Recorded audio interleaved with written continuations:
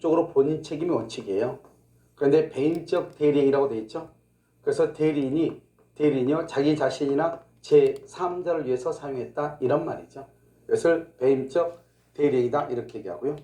일단 대리권 남용은 대리권의 범위 안에서 이루어지는 거잖아요. 그래서 본인이 책임지지만 만약에 상대방이 대리인이 대리권을 남용한다고 하는 사실을 뭐랬거나 알았거나 알 수 있었죠. 알았거나 알 수 있었다. 그럼 누가 책임진다? 여기서 본인이 책임을 진다 안 진다? 안 지죠. 그러면 우리가요 107조 1항 단서에서 보면은 원칙적으로 비진입 표시는 표시대로 유효이지만 상대방이 알았거나 알 수 있었을 때는 효력이 있다 없다? 없다. 알겠죠? 똑같죠? 원칙적으로 대리권 남용은 본인이 책임을 지지만 상대방이요 대리인의 대리권 남용 사실을 알았거나 알 수 있었을 때는 비진입 표시에 관한 규정을 유추 적용하여 본인은 책임을 지지 아니한다. 이렇게. 자, 한번 보시죠. 1번 대리인이 외형적으로는 대리권의 범위 아니죠. 근데 실질적으로는 자기 자신이나 제3자의 이익을 위해서 하는 거죠. 그러든지 말든지 대리권의 범위 안에서 이루어졌으니까 누가 책임지는 게 원칙이다? 본인이 책임을 지는 게 원칙이죠. 원칙적으로 본인에게 대리권가 기속하고요.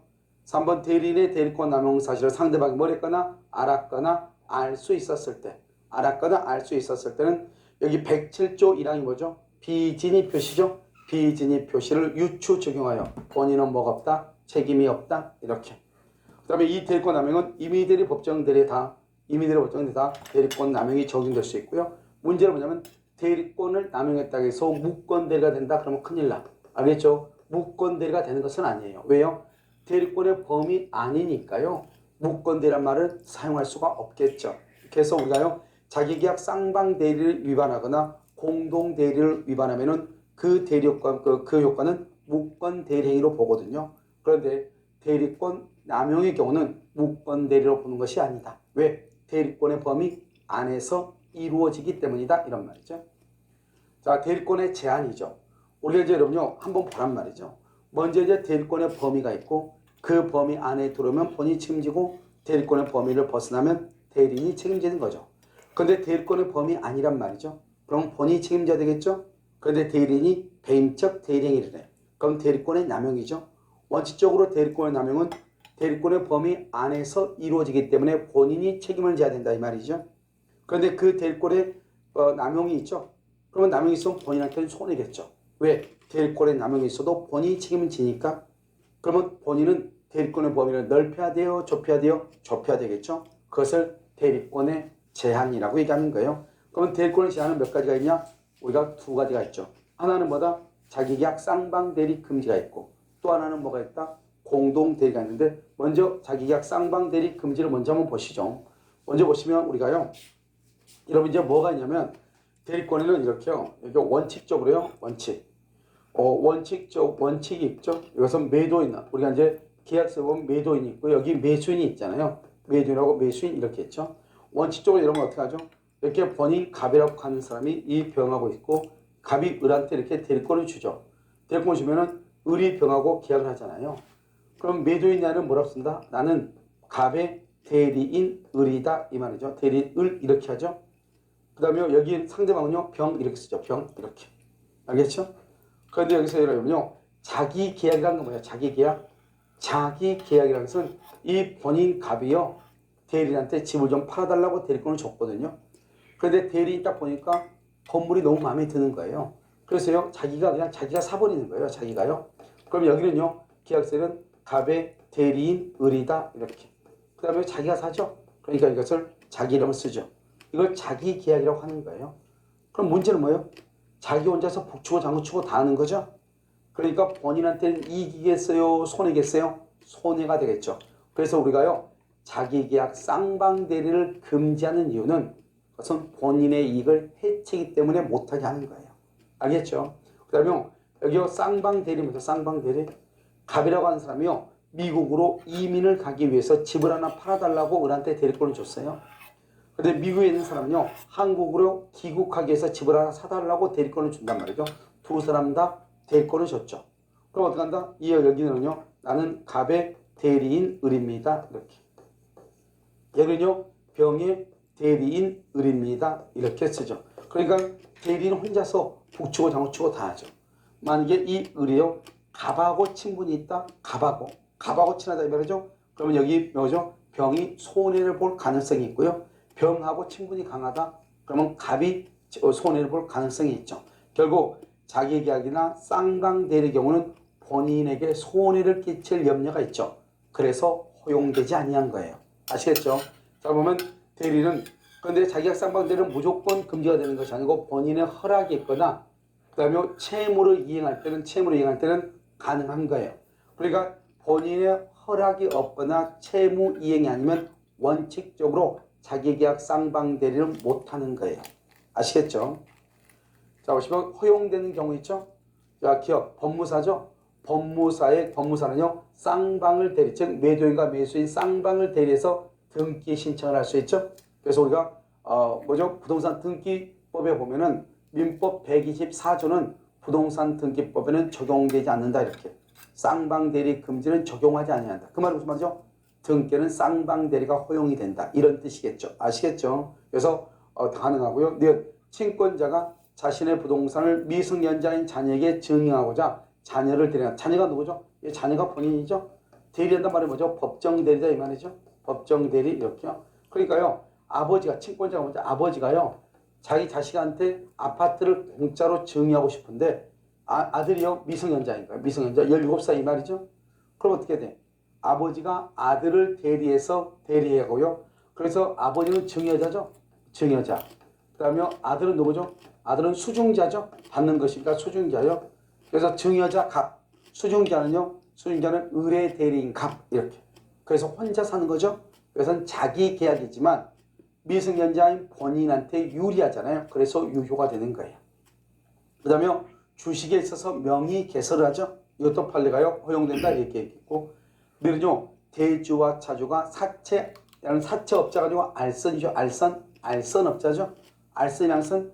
만약에 돈이 있는 갑하고요, 돈이 필요로 하는 병을요, 이 의뢰하는 사람이 중개를 하는 거죠. 중개, 알선양선. 그러니까 돈이 있는 전주로부터 돈을 받아서 병한테 주죠. 그리고 수수료를 먹고 이 병으로부터 이자를 받아서 갑한테 주면서 다시 또 수수료를 받는 거죠. 그래서 알선업자다 이렇게 얘기하죠. 그래서 사채 알선업자의 경우는 뭐한다? 허용된다 이렇게. 그래서 사채 알선업자도 자기계약 쌍방대리가 허용이 된다 이런 뜻이죠. 그 다음에 3번은요. 본인이 대리인에게 채무를 지죠. 채무. 우리 방금 얘기 뭐라 했냐? 우리가 본인의 승낙이 있어도 되지만 채무 이행도 된다 이 말이죠. 원래 채무 이행은 본인의 승낙의 필요가 없는 거예요. 그래서 본인이 대리인에게 뭐를 지고 있죠? 채무를 지고 있죠. 그럼 대리는 본인의 허락이 없어도 자신에게 변제할 수 있다. 이걸 변제한다는 거 뭐죠? 자신에게 변제한다. 본인이 대리인한테 돈을 빌렸다 이 말이죠. 그러니까 돈 갚을 날짜가 되니까요, 본인 통장에서 자기 통장으로 계좌 이체시켰다 이 말이죠. 이때 이걸 말한다. 채무이행이라고 하죠. 변제로 채무이행. 이 채무이행은 원칙적으로 뭐가 필요 없다? 본인의 승낙이 필요가 없는 거예요. 알겠죠? 그러니까 본인에게 묻지 않고 자신의 통장으로 이체시킬 수 있다 이런 말이죠. 그런데 4번 보면요, 뭐 나왔죠? 대물 변제하고 경계. 그 다음에 여기 뭐가 있죠? 다투고 있죠? 다툼이 있다. 그 다음에 기한이 도래하지 않았다. 그 다음에 뭐가 붙어있다? 항변권이 붙어있다. 알겠죠? 그래서 다툼이 있다. 기한이 도래하지 않았다. 항변권이 붙어있다. 이 말이죠. 이것은 허용된다 안 된다. 허용되지 아니한다. 이렇게. 그래서 이런 것은 아무리 채무 이행이라 할지라도 반드시 본인의 허락이 있어야 된다. 그래서 시험에 뭐라 나온다? 원칙이 아니고 예외가 나올 가능성이 있잖아요. 그래서 다툼이 있고 기한이 도래하지 않고 항변권이 붙은 경우는 본인의 승낙이 있어야 채무를 이행할 수 있다 이 말이고요. 그 다음에 6번은요. 우리가 이제 여기가 자기가 쌍방대를 위반하면 뭐가 된다? 묵번대가 된다. 방금 얘기했죠 제가요. 대리권 남용은 대리권의 범위 안에서 이루어지기 때문에 그것은 묵권 대리란 말을 사용할 수가 없다 이렇게 얘기했죠. 그런데 자기계약 쌍방대리를 위반하면 묵권대리가 된다 이 말이죠. 특히 여러분 7번 같은 거 한번 봐보죠. 부동산 입찰이라는 뭐죠? 경매죠. 부동산 경매에서 동일무거는 물건이 하나가 있는데요. 그건 뭐다? 2인 이상의 매수 대리인이 있다 이 말이죠. 여러분 중개업자들 보면 뭐죠? 입찰 매수 대리인이 있잖아요. 그래서 2인 이상의 대리인에서 물건은 하나인데 갑이라는 사람하고 병이라는 사람이 두 사람 다 을한테요. 을한테 이것을 자기한테 경락받아 달라고 대리권을 수요한 거예요. 그럼 만약에 이 을이요. 갑에게 경락을 받아주면 을한테는 안 되고 병한테는 안 되고 병한테 경락을 받아주면 갑한테 안 되는 거잖아요. 그러니까 이런 경우로 우리가 뭐라 한다? 그것은 자기계약 쌍방대리에서 쌍방대리에 위반되죠. 그럼 여러분 어떻게 하죠? 쌍방대리에 위반되면 뭐가 된다? 무권대리 유동적 무효라고 해야 되는 거잖아요. 그런데 이 사건에서 판례를 뭐라 했다? 그냥 무효다. 무효는 확정적 무효다. 이렇게 얘기하는 것이 알겠죠? 무슨 무효다? 확정적 무효다. 이렇게 얘기했어. 알겠죠? 그래서 그냥 무효. 여기서 우리는 뭐라고 하면 안 된다? 무권대리 그러면 안 돼. 무권대리 그러면 안 돼. 아시겠죠? 자, 2번 공동대리라고 되어 있나요? 그럼 공동대리는 뭐죠? 이런 거죠. 이 본인 갑이라고 하고 갑이 병하고 직접 계약을 해야 되겠지만 갑이요 A하고 B하고 C하고 이렇게 여러 사람을 대리인으로 삼아서 대리행위를 하도록 하죠. 그럼 이것을 뭐란다? 대리인이 여러 명이 있다 이 말이죠. 이렇게 했을 때 대리인이 상대방한테 의사를 표시한 것을 능동대리죠. 그러면 능동대리하고 상대방이 대리한테 얘기하는 것을 수동대리다 이렇게 얘기해요. 수동대리다. 여기는 능동대리, 여기는 수동대리 이렇게 얘기하죠. 그럼 여기서 여러분이 알아야 될 게 뭐죠? 대리인 수인이면 능동대리라고 그랬죠. 이 능동대리는 원칙적으로 각자가 대리하고요. 수동대리는 언제나 각자가 대리해요. 그래서 여러분요. 항상 키워드가 뭐냐? 대리인이 여러 명이다. 그럴 때는 무슨 대리다? 각자 대리가 원칙이다. 이게 중요해요. 그런데요. 예외적으로 능동대리는 공동으로 대리할 수도 있죠. 법률의 규정.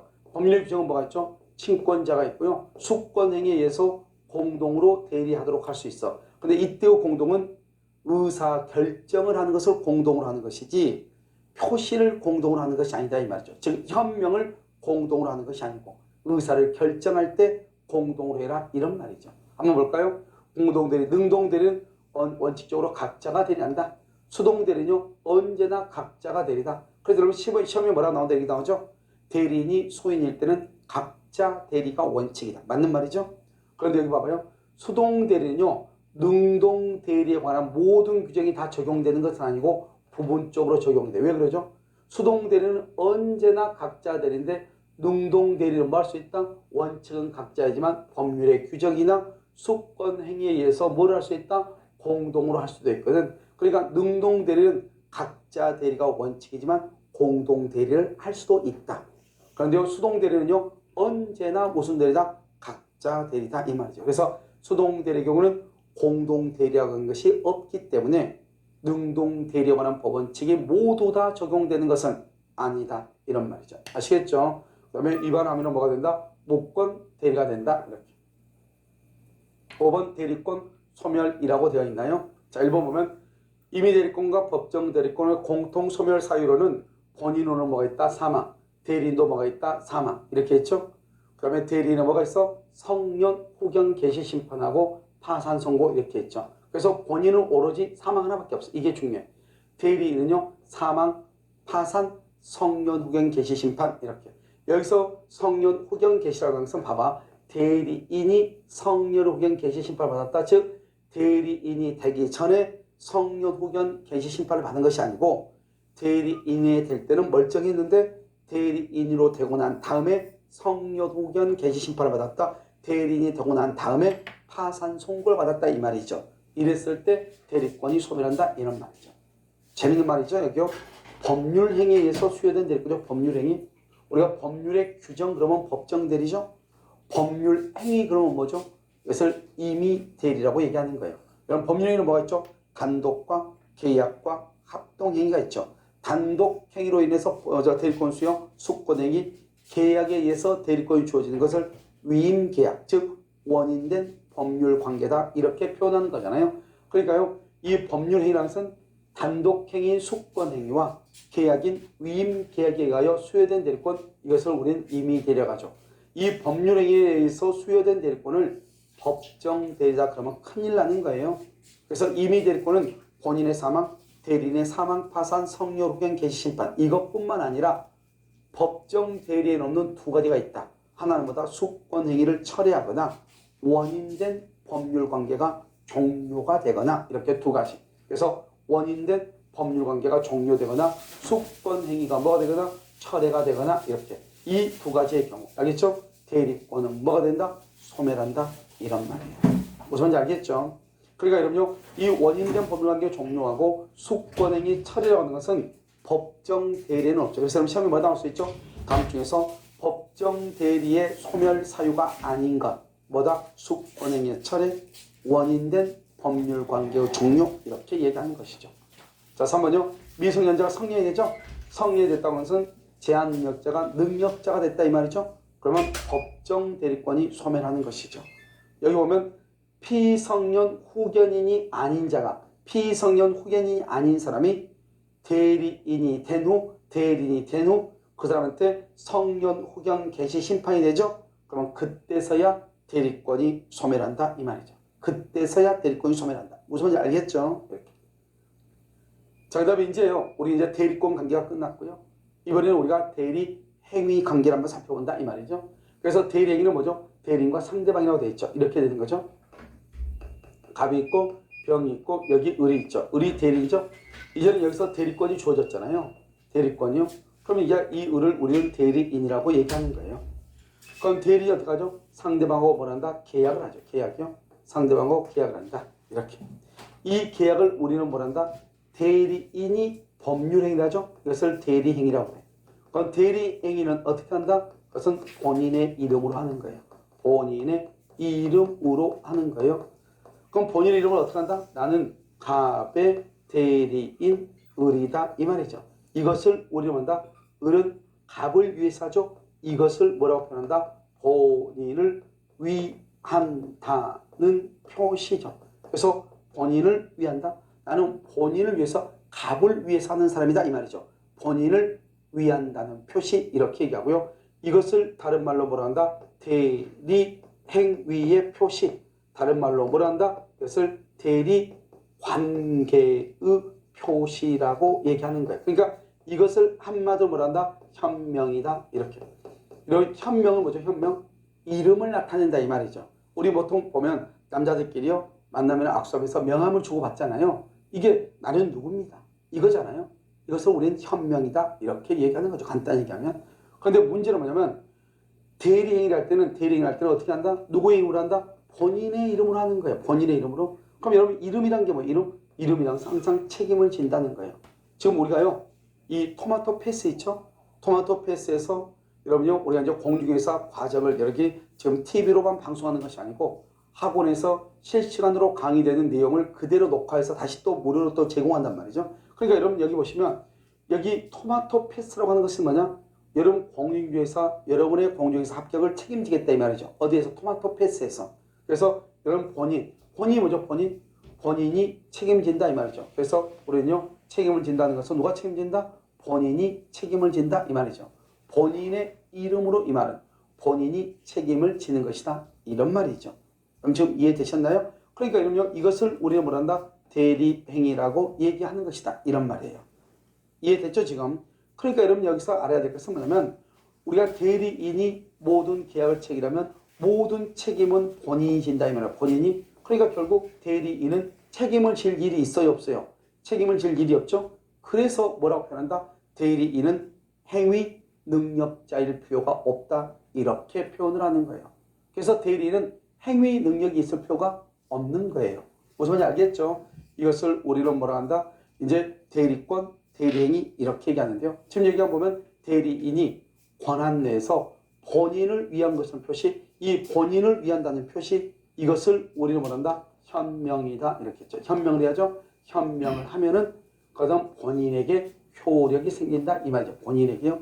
여기서 본인을 위한다는 것은 본인의 이익을 위한다는 말은 아니죠. 왜요? 우리가 방금 앞에서 뭘 봤냐? 대리권의 남용이라고 하는 것을 봤단 말이죠. 여러분 우리가 대리권의 남용이 있으면 모든 책임은 누가 지죠? 본인이 지는 거잖아요. 대리권의 남용이 있으면 모든 책임은 본인이 지죠. 따라서 여러분요 우리가 대리권 남용이 있으면 본인한테는 손해가 됨에도 불구하고 본인이 책임을 진단 말이죠. 그래서 우리가 대리라고 하는 것은 항상 본인에게 이익되는 것만 기속시키는 것이 아니다 이 말이죠. 그래서 여기서 본인을 위한다는 것은 반드시 본인에게 이익되는 것만 얘기하는 것이 아니고 때로는 대리인의 대리권 남용으로 인해서 본인에게 손해가 끼치는 것도 본인에게 대리 효과가 기속할 수 있다. 이런 뜻이에요. 아시겠죠?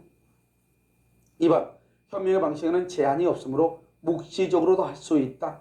그래서 본인을 위하여 대리행위를 한다는 취지를 뭐 할 수 있을 정도? 인식할 수 있을 정도의 표시, 인식할 수 있을 정도, 그 정도만 돼도 되다. 그래서 즉 현명의 방식에는 제한이 없다. 이런 말이에요. 3번, 대리는 반드시 대리인임을 표시해야 되는 것이 아니고 누구 이름으로 할 수 있다? 본인 이름으로도 할 수 있다. 본인 이름, 알겠죠? 그래서 본인 명의로도 할 수 있다. 이렇게. 그래서 우리는 보통 이러면 어떻게 하죠? 우리는 여기 반드시 대리인임을 표시한다. 이 말은 나는 갑의 대리인 을입니다. 이렇게 표시하는 것이 원칙이죠. 그런데 여러분요, 이것은 법을 배운 사람이 이렇게 하지만 법을 배우지 않는 사람이 계약을 할 때는 본인으로부터 위임장을 받았죠. 인감증명서, 인감도장 이거 다 가지고 있잖아요. 대리인이요. 그러니까 본인의 집이고 본인의 인감증명서, 인감도장을 가지고 있으니까 보통은 어떻게 한다? 여기요, 본인의 이름을 쓰고 본인의 인장을 날인을 하겠죠. 인장을 찍겠죠. 알겠죠? 보통 그렇게 하지 않겠어요? 그렇다 하더라도 대리권의 범위 내에서는 누가 책임진다? 본인이 책임을 진다. 이런 말이에요. 그래서 우리가 항상 대리행위를 할 때는 본인을 위한 것임을 표시하는데 이것이요, 대리는 반드시 대리인임을 표시한다. 나는 갑의 대리인 을이다. 이걸 표시를 해야 되는데 그렇지 않고 그냥 본인의 이름을 쓰고 본인의 인장을 날인했다 하더라도 본인에게 효과가 미친다. 이런 말이에요. 아시겠죠? 현명하지 않은 경우 뭐죠? 우리가 나는 갑의 대리인 을이다. 이렇게 써야 되는데 그냥 현명하지 않았다. 그러면 그냥 을 이렇게 썼다. 자기 이름을 썼다. 이 말이죠. 그럼 이러면 어떻게 되겠어? 건물이 있는데 상대방하고 계약을 하는데 을 매도인이 아니다. 을 이렇게 쓰면은 상대방은요, 이 집이 을의 것인가 보다. 이렇게 생각할 거 아니에요. 그것을 우리는 현명을 하지 않았다. 이 말이죠. 그럼 원칙적으로 누가 책임져야 돼? 우리 책임을 져야 되죠. 계약서에 누구로 돼 있으니까? 을이라고 되어 있으니까.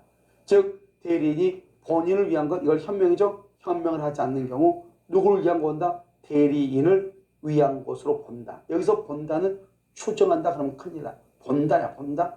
이렇게 보기 때문에 뭘 한다? 대리인은 착오를 이유로 말 수 없다. 취소할 수가 없다. 그래서 착오를 했다고 해서 취소할 수가 없는 것이에요. 나는 착각했다. 그렇다고 해서 취소할 수가 없다. 이 말이죠. 아시겠죠? 그래서 취소할 수 없다. 이렇게. 니은 상대방은 대리인에 대해서만 계약의 이행을 말 수 있고 청구해. 왜요? 지금 누구를 위한 거라고 보죠? 대리인이요. 그러니까 상대방은 당연히 병은요. 누구한테만? 을에게만 책임을 물을 수가 있죠. 알겠죠? 이때 대리는 나는 착각해가지고 그때 나는 원래 갑의 대리인 을입니다. 이렇게 써야 되는데 내가 잠깐 실수해서 그냥 을이라고 썼다. 그러니까 나는 이것을 취소하고 다시 갑의 대리인 을 이렇게 쓸래. 이렇게 할 수 없다는 거죠. 아시겠죠? 착오를 이유로 말 수 없다. 취소하지 못한다. 만약에 그런데요. 처음부터 대리인이 뭐를 했죠? 매매 위임장을 제시했다. 이게 중요하죠? 그러면 처음부터 위임장을 상대방한테 보여줬다. 그 말은 그러면 상대방은 처음부터 이 사람을 누구로 알고 있다? 대리인으로 알고 있다. 대리인으로 알고 있는 상태에서 계약을 한 거잖아요. 알겠죠? 그렇기 때문에 설령 계약서에다가 갑의 대리인 을 이렇게 쓰지 않고 대리인이 착각해서 을로 썼다 할지라도 상대방은 이미 나를 누구로 알고 있다? 대리인으로 알고 있다. 이걸 무슨 주의로 한다? 의사주의. 무슨 해석이다? 자연적 해석이죠. 내가 비록 표시는 잘못했다 할지라도 상대방이 내 의사를 진위를 알았거나 알 수 있었을 경우에는 의사대로 효력이 있다. 자연적 해석이다. 이 말이죠. 아시겠죠? 그래서 위임장을 제시하고 매매계약을 체결한 것처럼 상대방이 대리인으로서 한 것임을 알았거나 알 수 있었을 때는 누구에게? 본인에 대해서 효력이 미친다. 알겠죠? 그래서 내가 매매 위임장을 제시했다. 이 말은 상대방은 나를 이미 누구로 알고 있다? 대리인으로 알고 있었다. 이 말이죠. 아시겠죠? 그것을 얘기하죠. 그 다음에 이제 대리행위 하자죠. 여러분 이 대리행위 하자에서 의사표시 효력이 의사흠결. 여러분 의사흠결이 뭐죠? 의사표시의 불일치죠. 비진입표시, 통정, 착오를 얘기하죠. 사기나 강박, 사기나 강박을 하자 있는 의사표시라고 하죠. 어느 사정을 알았거나 과실로 알지 못한 것으로 인하여 영향을 받을 경우 누구를 표시한다? 무조건 대리인이에요. 우리가요, 여러분요 무슨 일이 딱 있잖아요. 그러면 일단은 누구를 기준으로 판단한다? 대리인을 기준으로 판단을 하는 거예요. 아시겠죠? 그래서 그럼요, 우리가 이제 보면 의사의 흠결이라고 되어 있잖아요. 의사의 흠결이요. 이 의사의 흠결, 비진이나 통정이나 착오 이런 것들이 있잖아요. 근데 다른 시험에 뭐라나 이걸 두 가지로 딱 끊어가지고 어떻게 의사표시의 효력이 의사의 흠결, 흠결이 있을 때는 흠결이나 또는 착오나 사기나 강박의 경우는 대리인을 기준으로 하고 어느 사정을 알았거나 과실로 알지 못한 것으로 인하여 영향을 받을 때는 본인을 기준으로 한다. 그러면 틀려. 둘 다른 누구를 기준으로 한다? 대리인을 기준으로 해요. 이번요. 대리인이 상대방과 통정했죠. 통정했단 말은 누가요? 대리인을 기준으로 하니까 대리인이 통정했죠. 그러면 유효다 무효다? 무효죠. 본인은 통정하지 않았어. 누가 통정했다? 대리인이. 누구를 기준으로 판단한다? 대리인. 대리인이 통정했죠. 무효다. 이런 말이죠. 3번. 착오가 있었는지 여부는 착오가 있었냐 없었냐? 누구를 기준으로 한다? 대리인을 기준으로 해. 왜? 항상 지금 여기 비진이라든가 통정이라든가 착오는 대리인을 기준하잖아요. 그러니까 여기요. 착오가 있었냐 없었냐? 대리인. 그러니까 본인이 착오가 있든 말든 관계없이 누가 착오가 없으면 대리인이 착오가 없으면 착오라고 할 수 있다 없다? 없다 이 말이죠. 취소할 수 없다 이렇게. 그 다음에 사기 강박이죠. 이게 이제 문제인데요. 사기나 강박의 경우는 어떻게 할 것인가 이 말이죠. 자 그럼 봐봐. 우리가 이제 여기서 보면 항상 이렇게 기본적으로 이렇게 보시면 돼. 갑하고 이렇게 병하고 있고 여기 이렇게 을이 있죠. 갑이 을한테 대리권을 줬잖아요. 병은 상대방이잖아요. 그럼 어떻게 한다? 을이 병하고 계약을 하죠. 이 계약을 뭐라 한다? 계약을 법률행위라고 하죠. 법률행위. 이 법률행위에 대해서 우리는 취소하는 거예요. 그래서 취소는 뭐냐? 취소는 법률행위를 취소하는 거예요. 모든 법률행위 단독 계약 합동행위. 그러니까 항상 우리가 취소할 때는 이 을과 병이 계약의 당사잖아요. 이 을과 병 중에서 을이든 대리인이든 병 상대방이든 누군가가 기망을 당해서 계약을 했을 때 그것을 취소하는 거예요. 알겠죠? 그러면 만약에 본인이 사기를 당했다. 본인은 아무리 사기를 당해도 본인은 계약의 당사자가 아니죠. 본인은 법률행위 당사자가 아니죠. 그럼 취소를 못하는 거예요. 우리가 취소로 가는 것은 법률행위를 하는 과정에서 사기나 강박을 당했다 이 말이죠. 그럼 여기서 대리에서 법률행위의 당사자는 누구하고 누구다? 대리인과 상대방이다. 그러니까 대리인과 상대방 또 한 가지 중요한 것은 우리 방금 우리가 현명에서 봤는데 대리에서는 모든 책임을 누구한테 간다? 본인에게 간다고 했잖아요. 그러니까 대리인이 사기를 당하죠. 그러면 사기를 당했으니까 취소권을 행사해야죠. 사기로 인한 법률 효과가 취소권이거든요. 그 취소권은 누구한테 간다? 본인한테 가는 거예요. 그러니까 대리는 사기를 당해서 계약을 했어도 기분 나쁘고 말고 모든 취소권은 본인이 행사하는 거예요. 알겠죠? 그래서 중요한 것은 계약의 당사자인 상대방이나 대리인 중에서 누군가가 사기나 강박을 당해야 할 수 있다. 취소할 수 있고 그런데 대리인 측에는 모든 대리 효과가 누구한테 기소간다? 본인에게 기소하기 때문에 취소권 역시도 누구한테 기소한다? 본인에게 귀속한다. 이런 말이죠. 한번 볼까요? 기억. 대리인이 상대방 사기강박이죠. 여기 한번 봐봐. 먼저 여기서 이렇게 갑이 있고요. 여기 병이 있고요. 여기 대리인 을이 있잖아요. 대리인이요. 이 대리인이 상대방을 사기를 친 거예요. 그러면요. 본인하고 대리인하고는 똑같이 취급을 하죠. 왜요? 모든 대리인의 행위는 다 누구한테 가니까? 본인에게 법률 효과가 귀속하니까. 그래서 본인과 대리인은 동일시된다. 이런 표현을 하는 거예요. 그러니까 대리인이 상대방을 사기를 쳤잖아요. 그럼 어떻게 하죠? 상대방은요. 본인한테 취소하는 거예요. 왜요? 모든 대리 효과, 대리 행위로 인한 모든 대리 효과는 누구에게 귀속한다? 본인에게 귀속하기 때문이다. 이 말이죠. 그래서 여기 보면 대리인이 상대방을 사기나 강박하죠. 그럼 본인이 그것을 알고 있냐 모르냐 떠나가지고 대리인과 본인은 동일시되기 때문에 상대방은 무조건 본인한테 뭐 할 수 있다? 취소할 수 있다. 이런 말이에요. 알겠죠? 그 다음 또 하나 볼까요? 여기서 보면 또 하나요. 갑이 있고 이렇게 병이 있죠. 그럼 여기 을이 있죠. 이번에는요. 상대방이 대리인을 사기를 친 거예요. 그럼 대리인은 사기를 당했죠. 그런데 이 대리인이 사기를 당해서 계약한 그 모든 것은 다 본인한테 귀속한단 말이죠. 대리 효과는 본인에게 귀속한다. 이렇게 얘기했잖아요. 그래서 모든 효과는 본인에게 귀속하기 때문에요. 그래서 여기서 이제 보면 중요한 것은 뭐냐면 대리인이 상대방으로부터 기망을 당해서 계약을 했죠. 그러면 기망을 당했으면 취소권을 행사해야죠. 그 기망으로 인한 취소권은 법률 효과죠. 그 법률 효과는 본인에게 간다 이 말이죠. 그래서 본인이 취소하는 거예요. 본인이. 알겠죠? 본인이 취소한다. 이렇게. 그래서 여러분 봐봐요. 상대방이 대리인을 기망을 했다. 사기나 강박을 했다. 상대방. 그러면 본인은요. 본인은 뭐 할 수 있다? 취소할 수 있다. 왜요? 취소권은 뭐다? 취소권은 대리 효과죠. 대리 효과는 누구에게? 본인에게 기속한다 이 말이죠. 자, 그 다음에 이거 상대방이 본인을 사기나 강박을 했다. 이게 문제죠. 여기 보시면 이제 여기 이렇게 갑이 있고 여기 병이 있고 여기 이렇게 을이 있잖아요. 갑이한테 대리권을 주니까 이 사람이 대리인이죠. 대리인하고 상대방하고 계약을 하는 거잖아요. 본인은 계약의 당사자가 아니라고. 우리는요. 취소는 뭐를 취소하는 것이다? 법률 행위를 취소하는 거예요. 단독이나 계약이나 합동행위, 법률 행위를 취소해. 그런데 본인은 계약을 체결했다 안 했다? 안 했죠. 본인은 법률 행위의 당사자가 아니라고요. 알겠죠? 그러니까 봐봐요. 지금 여기서 누구냐면 상대방이요. 본인을 사기쳤다. 본인을 사기쳤어. 그럼 본인은 사기를 당했지만 사기를 당한 상태에서 계약을 체결한 적은 없죠. 두 번째, 본인의 대리는 사기를 당한 적이 있어 없어? 없으니까 대리는 자신이 알고 있는 모든 지식을 총동원해서 본인을 위해서 열심히 일을 할 거 아니에요. 그렇기 때문에 원칙적으로 상대방이 본인을 사기쳤다고 할지라도 사기를 당한 본인이 계약을 체결한 것은 아니기 때문에 그것은 취소권이 없는 거예요. 취소할 수 없다. 그래서 취소할 수 없다. 이렇게. 알겠죠? 이것이 우리 시험에도 낫다 이 말이죠. 그 다음에 본인이 상대방을 사기 강박했다 그랬다 있죠. 본인이 상대방이요. 그럼 본인이 상대방을 사기 강박했다 간단하죠. 이렇게 여기 이렇게 있고 여기 이렇게 있으면 대리인하고 상대방하고 계약을 하잖아요. 이렇게 둘이 계약이 했죠. 그런데 본인이 상대방을 사기를 쳤다 이 말이죠. 그러면 상대방은요. 대리인의 본인한테 사기를 당해서 본인의 대리인과 계약을 했잖아요. 그러니까 상대방은요. 본인한테 취소할 수 있는 거예요. 그래서 결론적인 뭐예요? 결론이 우리는 본인이나 대리인 중에서 대리인이 사기를 쳤느냐 사기를 당했느냐 본인이 사기를 쳤느냐 당했느냐 이것도 중요하지만 더 중요한 것은 계약의 당사자가 누구다? 대리인과 상대방이다.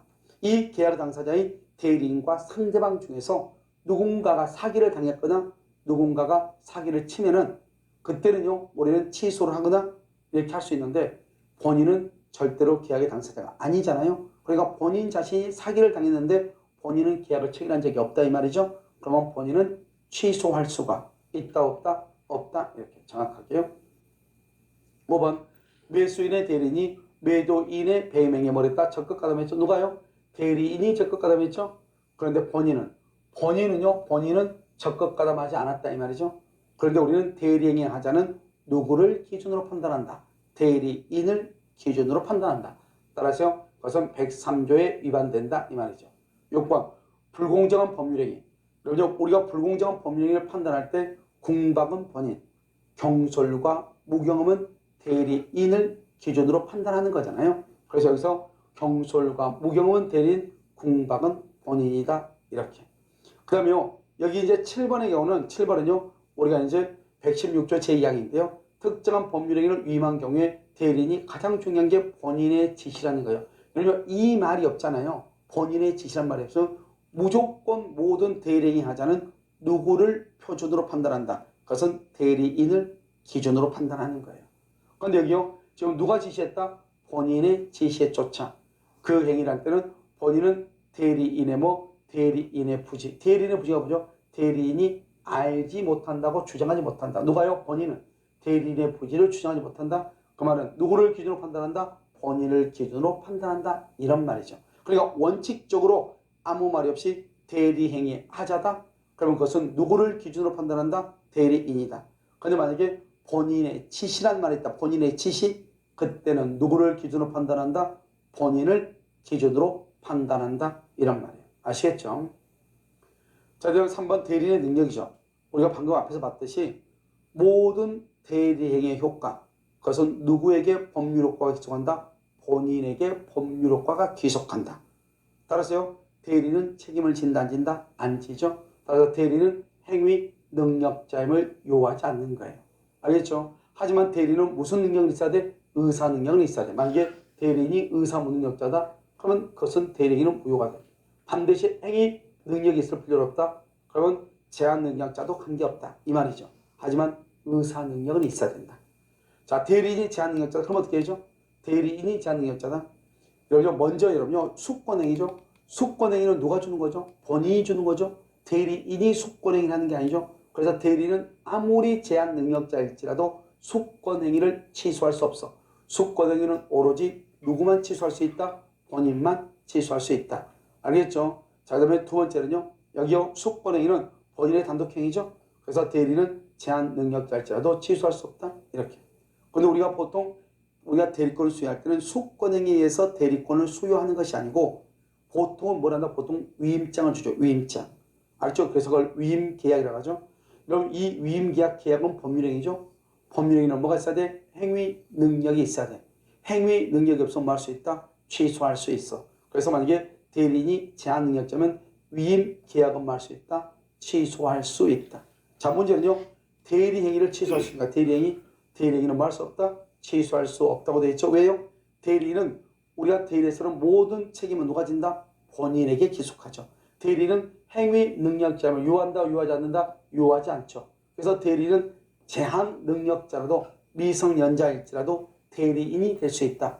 미성년자인 대리인이 대리행위를 했다고 해서 취소할 수 있다, 없다? 없다. 이 말이 중요해. 알겠죠? 그래서 이것을 여러분들이 잘 알아야 된다. 이런 말이에요. 자, 그 다음에 이제 우리가 뭐 보냐? 복대리라고 하는 것을 보는 거예요. 복대리요. 그럼 여기서 이제 우리가 복대리를 보면 어떻게 되는 것이냐? 우리가 이제 대리는 먼저 어떻게 하죠? 이렇게 갑이 있고 여기 병이 있잖아요. 그러면 갑이 을한테요. 대리권을 주죠. 그럼 우리 병하고 계약을 해야죠. 알겠죠? 근데 어떤 사이로 을이 계약을 할 수 없는 뭐죠? 경우가 있단 말이죠. 그럴 때는 을이요. 정은 뭐란다? 복대리죠. 이 복대리를 선임을 해서 복대리한테 정하고 직접 계약을 하라고 할 수 있다 이 말이죠. 그럼 우리가 이제 복대리를 선임할 때는 어떻게 선임하느냐? 그것은 이 을이 대리인이죠. 그것은 대리인의 이름으로 선임이 돼. 누가요? 복대리가요. 근데 이 복대리는 누구의 대리인이다? 본인의 대리인이에요. 이게 문제죠. 본인의 대리인. 우리가 딱 구조적으로 보면 어떻게 구조적으로 복대리는 대리인 다음에 있죠. 그래서 복대리는 대리인 다음에 있으니까 마치 누구의 대리인처럼 보인다? 대리인의 대리인처럼 보인다 이 말이죠. 그런데 실제로는 누구의 대리인이다? 본인의 대리인이다 이런 말이에요. 여러분 지금 이해되셨나요? 그래서 여러분 보시면 여기 또 누구의 이름으로 되어 있죠? 대리인의 이름. 그럼 이름이라는 것은 책임이라고 그랬죠? 누가 책임진다? 대리인이. 즉 복대리인이 잘못하면은 대리인이 본인한테 책임을 진다 이런 뜻이에요. 그래서 복대리는 대리인이 책임지고 이 누구의 이름으로 선임하는 거죠? 대리인의 이름으로 선임하죠. 이렇게 대리인의 이름으로 선임하는 것을 뭐라 한다? 이것을 복임행위라고 얘기하고요. 이런 복임행위는 무슨 행위가 다르죠? 대리행위하고 다르죠. 왜 대리행위하고 다를까요? 대리행위하고 우리가 대리행위는 뭐죠? 대리행위는요. 대리행위 복임행위하고 차이가 대리행위는 누구의 이름으로? 본인의 이름으로. 본인의 이름으로 하는 것을 뭐라 한다? 그것을 대리행위. 복임행위는 누구의 이름으로? 대리인의 이름으로 이렇게.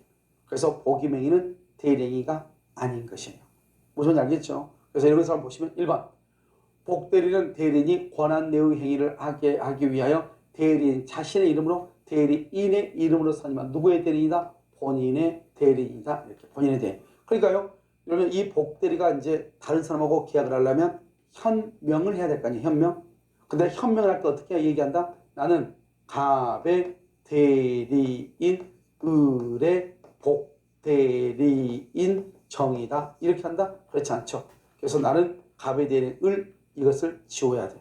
그래서 나는 갑의 복대리인 정입니다. 이렇게. 왜? 나는 대리인의 대리인이 되는 것이 아니고 본인의 대리인이기 때문에 누구의 이름만 현명하면 된다? 본인의 이름만 현명하면 된다. 이런 말이죠. 알겠죠? 이것은.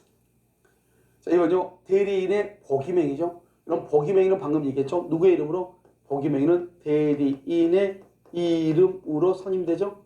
대리행위는 누구의 이름으로? 그것은 본인의 이름으로 선임되죠. 본인의 이름. 그래서 복임행위는 대리인의 이름으로, 대리행위는 본인의 이름으로 이렇게 되는 거예요. 알겠죠? 3번 복대리는 누구를 위한 것? 누구를 위한 것? 본인을 위한 것임을 표시. 이게 됐죠? 본인을 위한 것임을 표시. 이 본인을 위한 것을 표시하죠. 이때는 왜요? 복대리는 대리인의 이름을 현명할 필요가 없죠. 왜? 대리인은 복대리는 누구의 대리인이다? 본인의 대리인이니까. 그래서 현명할 때 어떻게 한다? 나는 갑의 복대리인 정이다. 이렇게만 하면 되지 대리인의 이름을 쓸 필요는 없다. 누구의 대리인이니까 본인의 대리인이기 때문이다. 이렇게. 4번 복대리는 누구에 대해서 본인이나 제3자에 대해서 대리인과 동일한 권리와 의무가 있다. 왜? 복대리는 누구의 대리인? 본인의 대리인. 대리인도 누구의 대리인? 본인의 대리인. 대리인이나 복대리나 둘 다 본인의 대리인이기 때문에 복대리인도 대리인과 동일한 권리와 의무가 있다. 이때 권리는 보수 청구권이 있고 의무라는 하 것은 선량한 관리자의 주의 의무가 있고 그래서 동일한 권리 의무다. 대리인과 동일하다. 5번 대리인이 복대리인을 선임하죠. 그래도 대리권을 소멸하지 않는다. 왜요? 우리가 이제 이렇게 그림을 이렇게 보면은 이게 본인이죠. 본인이 대리인한테 대리권을 줬다고 해서 본인의 권한이 소멸하는 것은 아니죠. 왜요? 본인의 권한이 대리인의 권한보다 더 크단 말이죠. 그 다음에 대리인이요. 복대리를 선임했다고 해서 대리인의 대리권이 소멸하는 것은 아니죠. 알겠죠? 왜요? 대리인의 권한이 대부분 복대리인의 권한보다 더 크기 때문에 그렇단 말이죠. 그래서 대리인이 복대리인을 선임했다고 해서 대리인의 대리권이 소멸되는 것은 아니고 두 번째요. 본인이 만약에 사망하죠. 그러면 어떻게 돼요? 본인의 뱃속 안에 대리권과 복대리가 들어있잖아요. 그러니까요. 본인이 사망하면 대리권, 복대리권 다 없어지고 대리권이 없어지죠. 대리권. 대리인이 사망하죠. 대리인이 사망하면 대리권 없어지죠. 복대리권 없어지죠. 대리인이 사망하면요. 알겠죠? 대리권 없어지고 복대리권 없어지고 또요. 복대리인 자신이 사망하죠. 그러면 복대리권만 없어지는 것이죠. 따라서 이런 봐봐요. 대리인이 복대리를 선임했다 해서 대리권이 소멸하는 것은 아니다 이 말이죠. 그런데 대리인의 대리권이 소멸하죠. 그러면 그 안에 있는 복대리권도 당연히 소멸하는 것이고 반대로요. 복대리는 대리인의 대리권의 범위를 벗어날 수 있다 없다? 없죠. 그래서 복대리인이 대리인의 대리권의 범위를 벗어나면 그것은 무권대리가 되는 거예요. 무권대리 이렇게. 자 2번 임의 대리인의 복인권이라고 되어 있죠. 1번 원칙적으로 복대리인을 선임할 수 없죠. 그러니까 선임할 수 없으니까 책임도 없죠. 임의 대리는. 그럼요. 임의 대리라는 것은 우리가 시험에 잘 안 나오고 뭐라 나온다 이렇게 나오죠. 이렇게 대리권이 법률행위에 의해서 부여됐다. 대리권이 법률행위. 법률행위는 뭐죠? 단독이나 뭐다? 계약을 법률행위라고 하죠.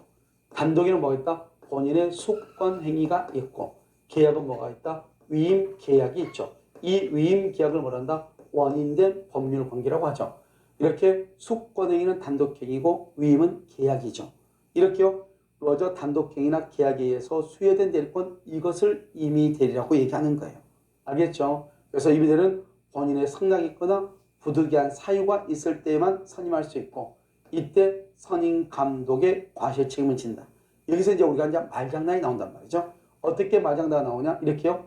본인의 승낙이 없어도 복대리인을 선임할 수 있다. 언제? 부득이한 사유가 있을 때. 알겠죠? 부득이한 사유가 있을 때. 또 뭐라고 나온다? 이렇게요. 본인의 승낙이 없어도 부득이한 사유가 있으면 선임할 수 있다.